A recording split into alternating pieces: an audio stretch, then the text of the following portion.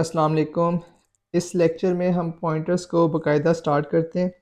Pointers एक important topic है और थोड़ा सा मुश्किल है क्योंकि इसके जो डायग्राम्स होते हैं ना वो आमतौर पे कंफ्यूजिंग होते हैं।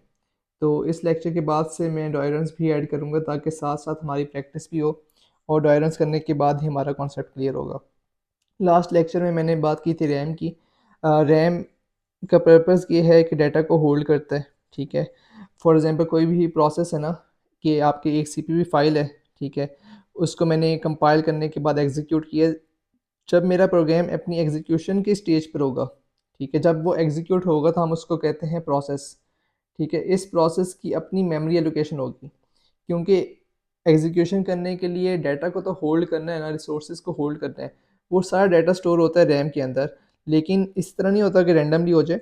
एक आइसोलेटेड स्पेस होती है। फॉर एग्जांपल अगर ये जो मैंने हाईलाइटेड पार्ट है ये मेरे प्रोसेस की एलोकेटेड मेमोरी है तो इसी के अंदर सारे वेरिएबल स्टोर होंगे। ठीक है, और उससे पहले मैंने एक एग्जांपल लिखी हुई है। ठीक है, मैं एक दफ़ा रिकैप कर देता हूँ। सो बेसिकली हो क्या रहा है इसके अंदर। Let me remove it. ये जो कुछ लिखा हुआ है इसको मैं रिमूव कर देता हूँ ताकि कन्फ्यूजन ना हो। कि आपके पास एक वेरिएबल है एक्स। ठीक है, और मैं चाहता हूँ कि इसका एड्रेस जो है वो मैं सी आउट करूँ। तो सबसे पहले क्या होगा, जब आपके पास ये फ़ाइल जो है एग्जीक्यूट करेगी, सबसे पहले एक प्रोसेस की मेमोरी एलोकेट होगी रैम के अंदर। ठीक है, इस आइसोलेटेड स्पेस के अंदर एक्स की वैल्यू स्टोर होगी 4 बाइट्स में। ठीक है, इस एक्स का स्टार्टिंग एड्रेस होगा जो मैंने फ़र्ज़ किया था, मैं उसी को लेके चलता हूँ। इसका जो स्टार्टिंग एड्रेस है वो है XFF50। ठीक है, हमने इसका प्रैक्टिकल किया था डिफरेंट आ रहा था, बट समझाने के लिए मैंने इसको शॉर्ट करके लिखा है। अब मैं ये चाहता हूँ कि अगर मैं 42 वैल्यू गेट करना चाहता हूँ तो मैं सी आउट एक्स करूँगा। ठीक है, सी आउट एक्स करने से मुझे वैल्यू मिलती है। लेकिन अगर मैं चाहता हूँ कि पर्टिकुलर एड्रेस जो हमारी एग्जांपल के अकॉर्डिंग FF50 है इसको सी आउट करूँ तो एंड ऑफ एक्स मैं यूज़ करूँगा, तो मेरे पास FF50 सेकेंड लाइन से प्रिंट होगा। ठीक है, जो एड्रेस है, और अगर वैल्यू गेट करनी है तो 42 जो है पहली लाइन से प्रिंट होगा। ठीक है, यहाँ तक हम पहुँचे थे और इसका हमने प्रैक्टिकल किया था। अब आगे चलते हैं और बाकायदा पॉइंटर्स को स्टार्ट करते हैं। उसके लिए ये एक कोड स्निपेट है। ठीक है, इसको समझ लेते हैं क्या हो रहा है। कि सबसे पहले एक वेरिएबल बना है 42। ठीक है, तो x इज इक्वल टू 42, इसकी मेमोरी एलोकेशन हो जाएगी। अगर मैं चाहता हूँ कि इसकी वैल्यू को गेट करूँ तो सी आउट क्या आएगा, x आएगा। ठीक है, तो आपके पास क्या वैल्यू मिलेगी आपको इस पर्टिकुलर लाइन पे जिसको मैंने हाईलाइट किया, 42 मिलेगा ना, ये लास्ट लेक्चर में देखा था।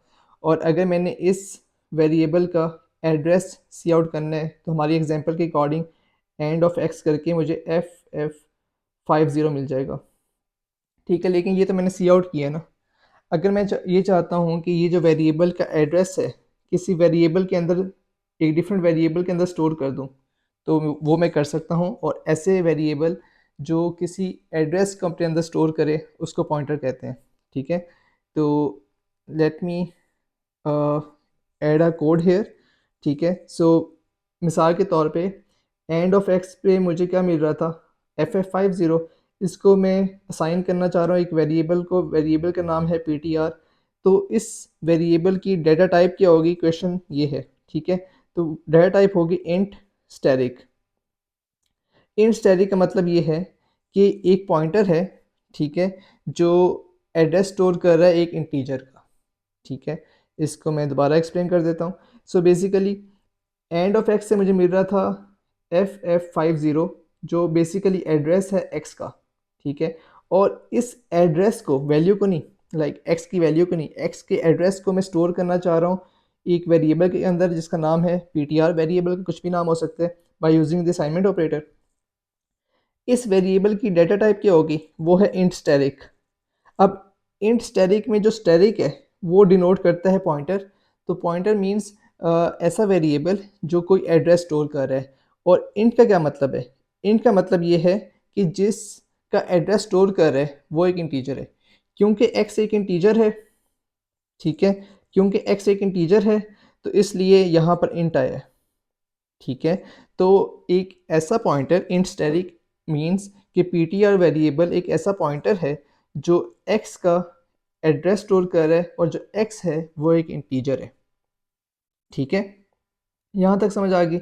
और अगर मैं चाहता हूँ कि इस ptr की वैल्यू को मैं सी आउट करूँ, तो मिसाल के तौर पे यहाँ पे मैं चेंज करता हूँ कलर, सी आउट करता हूँ क्या, सी आउट मैं करता हूँ ptr, तो मुझे क्या मिलेगा, बेसिकली FF50।